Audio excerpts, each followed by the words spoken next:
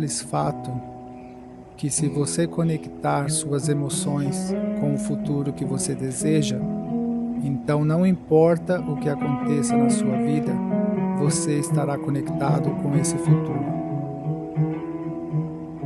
No entanto, se você perder essas emoções, você voltará às emoções do passado. Então, não espere que nada mude em sua vida.